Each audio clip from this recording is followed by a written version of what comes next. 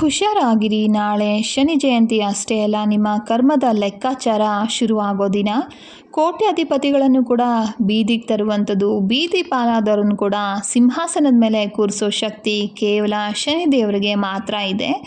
ನಿಮ್ಮ ಒಂದೇ ಒಂದು ತಪ್ಪು ನಿಮ್ಮನ್ನು ಸಂಕಷ್ಟಕ್ಕೆ ತಳ್ಳಬಹುದು. ಎಚ್ಚರವಾಗಿರಿ.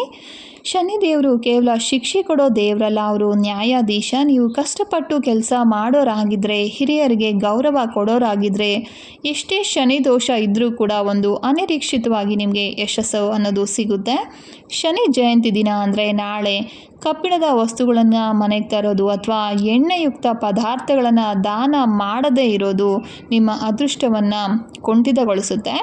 ನಿಮ್ಮ ಕರ್ಮಗಳೆಲ್ಲ ಕಳಿಬೇಕು, ಶನಿ ದೋಷ ಎಲ್ಲ ಸರಿ ಹೋಗಬೇಕು ಅಂತ ಯಾರು ಅಂದ್ಕೊಳ್ತಾ ಇದ್ದೀರಾ, ಈ ಒಂದು ಶಕ್ತಿಶಾಲಿ ಪರಿಹಾರಗಳನ್ನು ನಾಳೆ ನೀವು ಮಾಡಬಹುದು.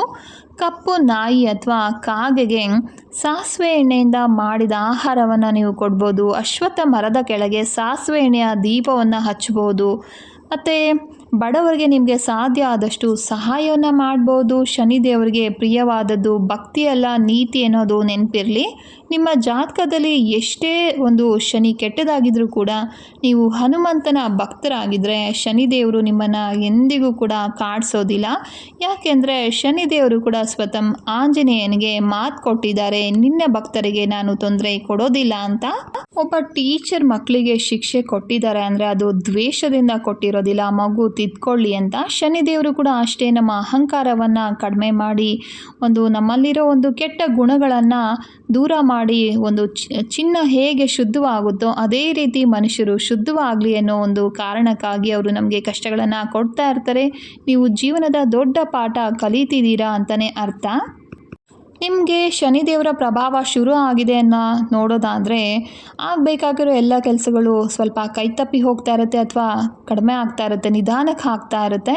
ಸಂಬಂಧಗಳಲ್ಲಿ ಬಿರುಕು ಬರ್ತಾ ಇರುವಂಥದ್ದು, ಹಣ ಸ್ವಲ್ಪ ಕಡಿಮೆ ಬರುವಂಥದ್ದು, ಮತ್ತು ಸ್ವಲ್ಪ ಲೋನ್ಲಿನೆಸ್, ಒಂಟಿತನ ನಿಮ್ಮನ್ನು ಕಾಡ್ತಾ ಇರುತ್ತೆ. ಮತ್ತು ನಿಮ್ಮ ಒಂದು ಈಗೋ ಏನಿದೆ ಅದು ಕೂಡ ಕಡಿಮೆ ಆಗುವಂತಹ ಕಾಲ ಇದಾಗಿರುತ್ತೆ. ಆಗ ನಿಮಗೆ ಗೊತ್ತಾಗುತ್ತೆ ಶನಿ ದೃಷ್ಟಿ ನಿಮ್ಮ ಮೇಲೆ ಬಿದ್ದಿದೆ ಅಂತ ಅರ್ಥ.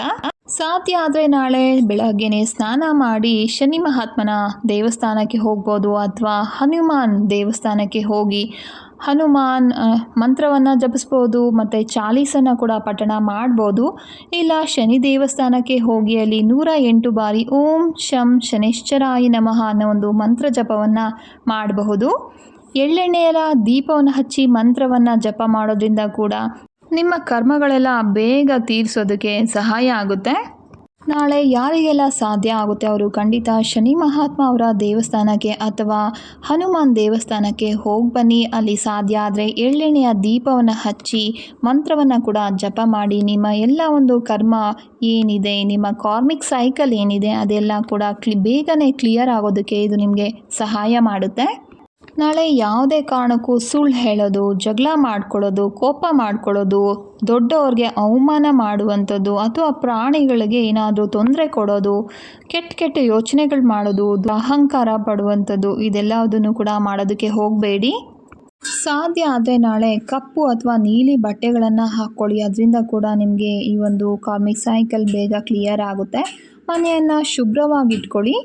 ಅರಳಿ ಮರದ ಕೆಳಗಡೆ ಒಂದು ಎಳ್ಳೆಣ್ಣೆ ದೀಪವನ್ನು ಹಚ್ಬೋದು. ದೀಪ ಹಚ್ಚುವಾಗ ಮನಸ್ಸಿನಲ್ಲಿ ನಿಮ್ಮ ಕಷ್ಟಗಳೆಲ್ಲ ಕೂಡ ಕರ್ಗಿ ಹೋಗಿದೆ, ನಮಗೆ ಒಂದು ಒಳ್ಳೆ ಕಾಲ ಶುರುವಾಗಿದೆ ಅನ್ನೋ ಒಂದು ವಿಶ್ವಲೈಸ್ ಮಾಡಿಕೊಂಡು ದೀಪವನ್ನು ಹಚ್ಚಿ.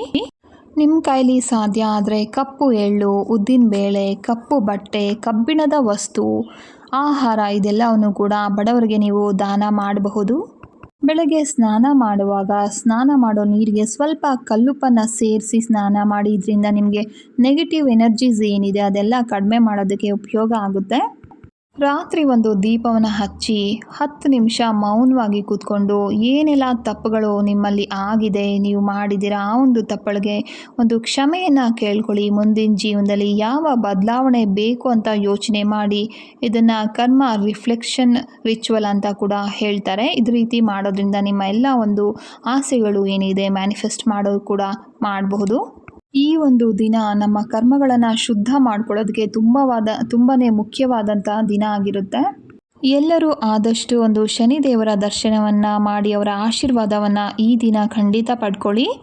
ಮತ್ತೆ ಸಿಗ್ತೀನಿ ಮುಂದಿನ ವಿಡಿಯೋದಲ್ಲಿ. ಅದುವರೆಗೂ ಮಿಸ್ಟಿಕೆರಾ ಚಾನಲಲ್ಲಿ ವಿಡಿಯೋಸನ್ನು ನೋಡ್ತಾ ಇರಿ. ಈ ಒಂದು ವಿಡಿಯೋ ನಿಮಗೆ ಇಷ್ಟ ಆಗಿದರೆ ಇದೇ ರೀತಿಯ ಒಂದು ಆಧ್ಯಾತ್ಮಿಕ ಮಾಹಿತಿಗಳು ನಮ್ಮ ಒಂದು ಚಾನಲಲ್ಲಿ ನೀವು ಪಡ್ಕೋಬೇಕು ಅನ್ನೋದಾದರೆ ಈ ಒಂದು ವಿಡಿಯೋನ ಲೈಕ್ ಮಾಡಿ, ಹಾಗೆ ನಿಮ್ಮ ಫ್ರೆಂಡ್ಸ್ ಜೊತೆ ಶೇರ್ ಮಾಡಿ.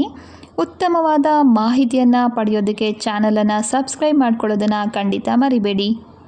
ಇದುವರೆಗೂ ವಿಡಿಯೋ ನೋಡಿದ ನಿಮ್ಮೆಲ್ಲರಿಗೂ ಧನ್ಯವಾದಗಳು. ಶನಿ ಜಯಂತಿಯ ಶುಭಾಶಯಗಳು.